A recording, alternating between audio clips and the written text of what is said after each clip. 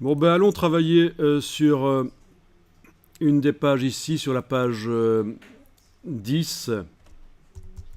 Donc double-cliquez sur la page 10 dans la palette page. Elle devrait apparaître là derrière. Alors, la palette des outils, je vais vous demander de la mettre en deux colonnes. À l'aide de la petite double flèche ici, vous allez cliquer sur la double flèche une fois, deux fois, vous la mettez en deux colonnes. Si vous avez cliqué sur la croix, vous n'avez plus de palette des outils, c'est foutu pour aujourd'hui, vous arrêtez de travailler, je rigole. Vous allez dans le menu Fenêtre et vous demandez Outils et ça va réapparaître. Donc la palette des outils en deux colonnes, voilà, c'est un choix. InDesign a longtemps fonctionné avec une palette des outils en deux colonnes. Et les autres logiciels Adobe aussi, donc voilà, c'est pour ça que j'ai pris l'habitude de la mettre en deux colonnes. Et l'avantage, c'est qu'on a des échantillons couleurs bien grands, on voit bien les choses là. Et alors, ce qui m'intéresse ici, c'est le fait qu'on soit en affichage aperçu, c'est-à-dire que vous avez un aperçu de ce que ça va donner quand ça va sortir sur le support final. Support final qui peut être quoi? Dans InDesign, ça peut être un document papier imprimé, mais ça peut aussi être une application pour tablette, parce que InDesign peut faire ça. Il a parfois besoin d'un petit module en plus quand même pour arriver à faire ça, notamment ici Aquafadas, qui est un logiciel qui s'ajoute à InDesign et qui permet d'adapter un document InDesign pour qu'il soit transformé en application pour tablette ou smartphone. Donc on peut aussi générer des pages web, du HTML, CSS avec InDesign. Donc c'est pas seulement l'impression InDesign. C'est pas seulement pour l'impression. Donc voilà, vous avez la page 10 qui est là. Et donc je disais, la case aperçu vous permet de voir ce que ça va donner à la sortie. Mais la plupart du temps, quand on va travailler dans InDesign, on sera en affichage normal. Vous voyez le petit W entre parenthèses, ça veut dire que c'est le raccourci clavier. Si vous enfoncez la touche W sur le clavier, quand vous n'êtes pas évidemment en train de travailler dans le texte, sinon ça mettra un W dans le texte, logique. En tout cas, voilà, quand vous enfoncez la touche W, c'est le raccourci pour passer de l'affichage normal vers l'affichage aperçu. Donc voilà, je suis en affichage normal et on voit des lignes, repères. Et en fait, ça se voit sur la page 11 d'à côté. Toutes les pages du document ont été démarrées au départ de choses comme ça, des rectangles roses, certains ont été supprimés, d'autres ont été agrandis, certains ont reçu du texte, certains ont reçu des images. Donc c'est ça. Ok, alors ce qu'on va faire ici, c'est que vous allez réduire la taille d'un des blocs sur la page 10. Vous allez avec la flèche noire cliquer sur le bloc. Il se sélectionne, on voit. C'est pas évident, parfois il ne se sélectionnera pas. Pourquoi? Parce qu'en fait on a une palette des calques, menu fenêtre calque, et dans la palette des calques, peut-être que le calque qui contient les textes, à un certain moment ils vont être verrouillés, mais c'est pas le cas ici. On a un calque images et texte qui contient les images et les textes, comme son nom l'indique. Il n'est pas verrouillé, il n'y a pas de petit verrou ici. Quand on clique, évidemment, il y en a. Mais là, je reclique, il s'en va. Les autres sont verrouillés. Les calques qui contiennent les repères, ces lignes qui nous servent à construire le document. Et aussi un calque qui contient des fonds colorés derrière, il est verrouillé aussi. Donc ça, c'est intéressant de comprendre que quand vous essayez de sélectionner un élément, bien sûr, s'il ne se sélectionne pas, c'est que le calque est peut-être verrouillé. Et que aussi, on a intérêt à verrouiller les calques sur lesquels on ne travaille pas. Ça fonctionne par cliquer-glisser, la palette des calques. Si vous glissez, cliquez-glisser, ça verrouille en masse ou ça déverrouille en masse. D'accord? Même chose dans les autres logiciels, Illustrator, Photoshop, c'est le même principe. Si vous voulez verrouiller tous les calques sauf un, c'est aussi comme ça dans Photoshop Illustrator, c'est la touche Alt, vous cliquez sur la petite case vide en face du calque, les verrous arrivent dans les autres. Ça peut être pratique. Donc je vous conseille de travailler comme ça dans InDesign. Quand vous travaillez sur un calque, verrouillez les autres comme ça. Quand vous manipulez avec la flèche noire sur les pages, vous n'enclenchez pas des choses, vous ne bougez pas par erreur des choses qui ne doivent pas l'être. Bien, donc bloc de gauche, je prends la poignée du dessus, là, cliquez, glissez, et je vais l'amener juste sous la gouttière qui est là, on appelle ça une gouttière. l'espacement qui est prévu pour espacer des textes et des images. Bien. Donc voilà, il suffit de le déplacer. Sous la gouttière, c'est pas mal. Ok. Alors ce sont deux blocs qui sont chaînés, c'est-à-dire que le texte qui est dans le premier bloc coule dans le second. Donc le fait d'avoir réduit la taille du premier bloc n'a pas fait disparaître du texte, il est simplement passé au-dessus du bloc suivant. Par contre, il y a plein de texte qui sort en dehors du bloc. C'est ça que la petite croix m'indique là sur le bloc de droite. La petite croix rouge m'indique qu'il y a du texte en excès. C'est pour ça qu'on a aussi une indication en bas ici, il y a une erreur. Enfin, il y en a même trois. Il y a 3 endroits dans le document où il y a du texte qui sort du bloc qui n'est pas visible parce que le bloc n'est pas assez grand. D'accord? Bon, ben, c'est du faux texte dans un premier temps. On est en train de concevoir la maquette du document.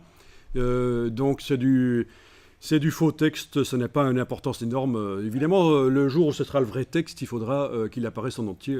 Sinon, le journaliste aura travaillé pour rien. En tout cas, les derniers paragraphes n'apparaîtront pas. Ce sera nul. Ce qu'on va faire ici, pour que ce soit propre, si vous voulez, on prend l'outil texte et on va aller positionner le curseur juste à la fin du dernier ou de l'avant-dernier paragraphe, c'est vous qui voyez. Voilà. Vous voyez la petite balise, là, vous la voyez, la balise? C'est parce qu'on a demandé que les balises apparaissent. Les balises, ce sont des indications de formatage du texte. Ça, c'est parce qu'on est allé dans le menu texte et qu'on a demandé à un certain moment.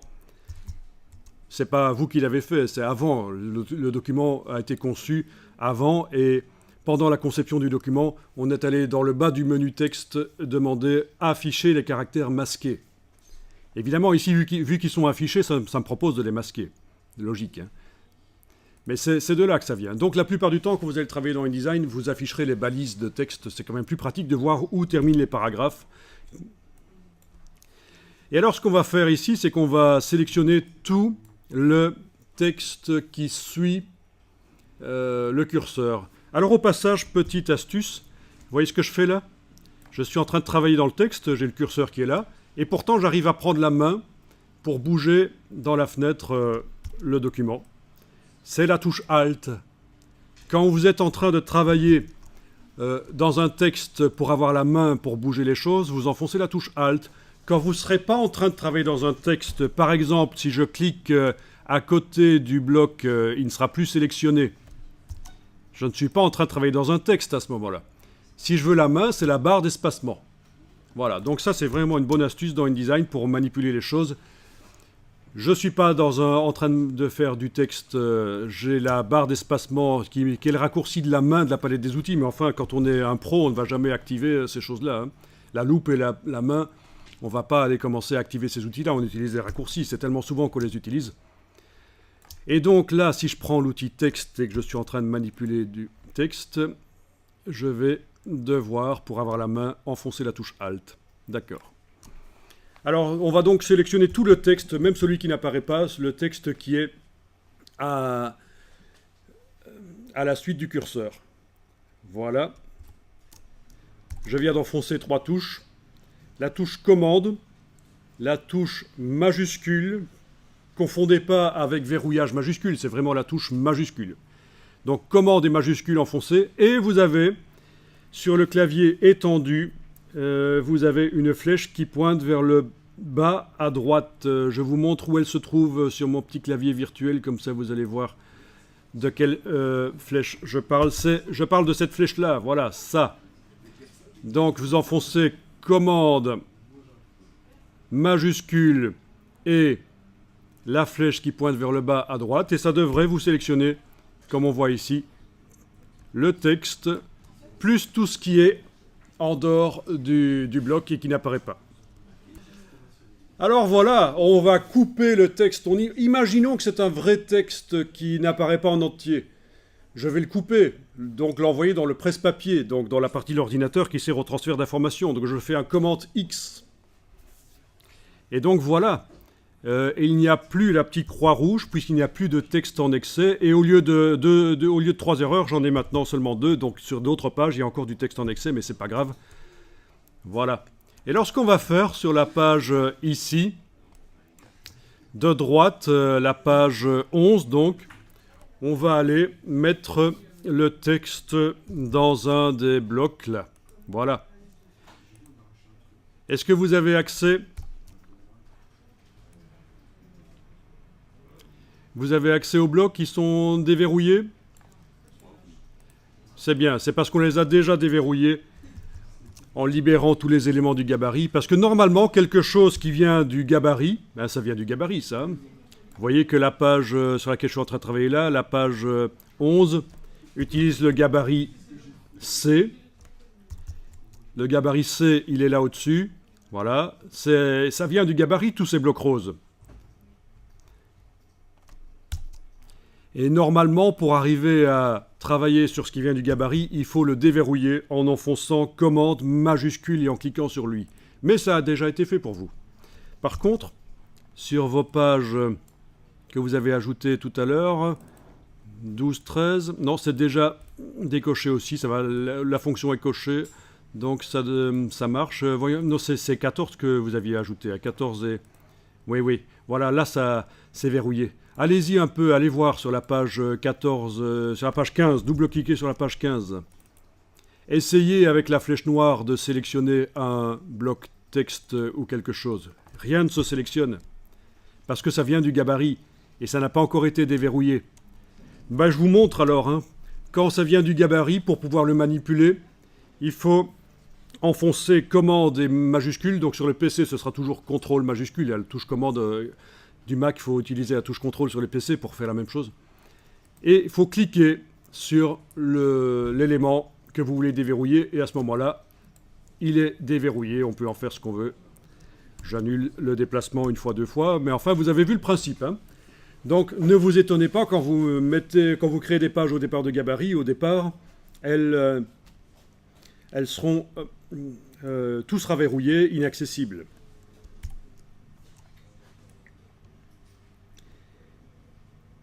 Bien. Alors.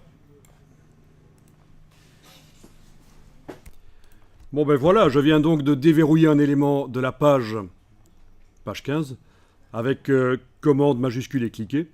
Et les autres éléments sont toujours verrouillés. Donc si vous avez plein d'éléments sur une page et que vous voulez les manipuler, il va falloir, avec commande majuscule, cliquer sur chacun. Sauf qu'il y a un autre système qui vous permet de le faire d'un coup sur toute la page. Par exemple, ici, je sélectionne, je suis en train de travailler sur la page 15, oui.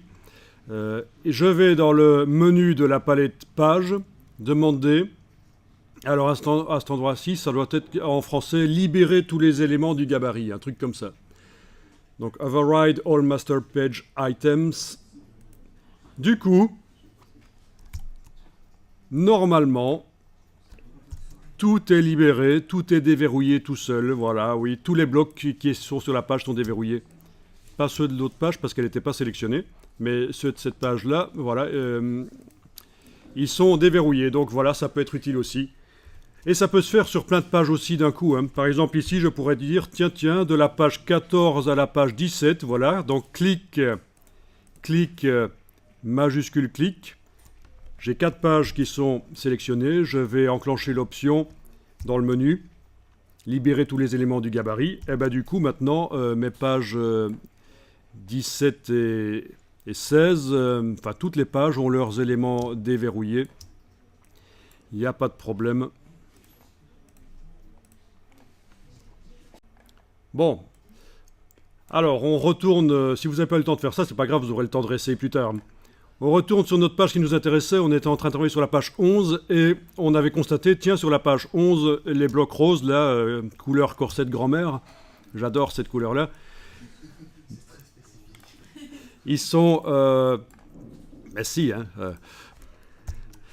paraît que c'est à la mode en plus, les grand-mères. Alors, vous avez les blocs qui sont déjà déverrouillés, voilà. Alors, c'est un bloc quoi? C'est un bloc image, ça, ou c'est un bloc texte? C'est un bloc image, normalement, mais on peut le transformer en bloc texte. Tant qu'il ne contient pas...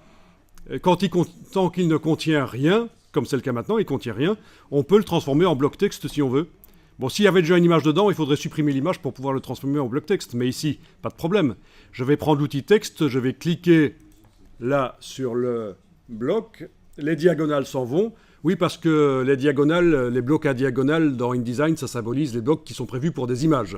Quand vous faites une maquette, une charte d'un magazine et que vous voulez indiquer qu'à certains endroits ce seront des images, vous faites des rectangles avec des diagonales. C'est un vieux truc qui vient des imprimeurs, ça a plusieurs siècles en fait. Ça, hein. C'est quand on faisait des projets de mise en page pour indiquer que ce seront des images, on faisait ça.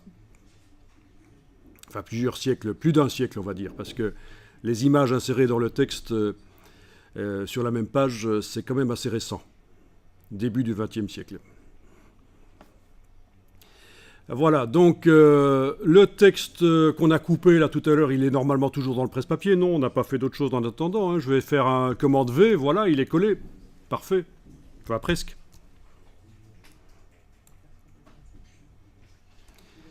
Tiens, il y a une ligne vide. Vous voyez, chez moi, il y a une ligne vide là. Il y a un paragraphe avec rien devant. Je vais mettre le curseur à cet endroit-là et enfoncer la touche suppression de caractère sur le clavier. Voilà. Donc j'ai mis... Là, j'annule pour vous montrer que si vous avez la même chose que moi, un paragraphe vide là tout au début, vous pouvez mettre le curseur devant le début du vrai paragraphe, enfoncer la touche suppression et le caractère qui est juste avant, la balise s'en va, donc on n'a pas ce paragraphe vide au début. Alors, ce bloc texte, le fond rose, ben, c'est pas génial, on va le supprimer. Donc vous avez votre bloc qui est sélectionné. Enfin, vous êtes peut-être en train de travailler dedans avec le curseur texte. Donc, il vaut mieux le sélectionner avec la flèche noire. Et le fond rose est là. Vous avez déjà fait du Illustrator? Bon, ben vous connaissez, alors c'est le même principe. Hein. Pour supprimer la couleur du bloc, vous allez cliquer sur la diagonale. Voilà, c'est de la transparence. C'est de la transparence. C'est pas du blanc. Hein. C'est pas un fond blanc, c'est vraiment de la transparence. Si on met des images derrière, le texte va venir par-dessus. Ensuite, on a le fait que le bloc soit quand même minuscule.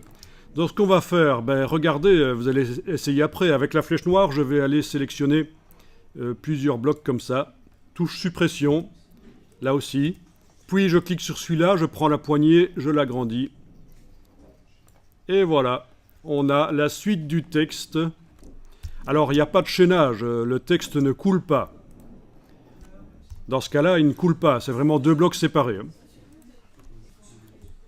Alors, allez-y, essayez ça.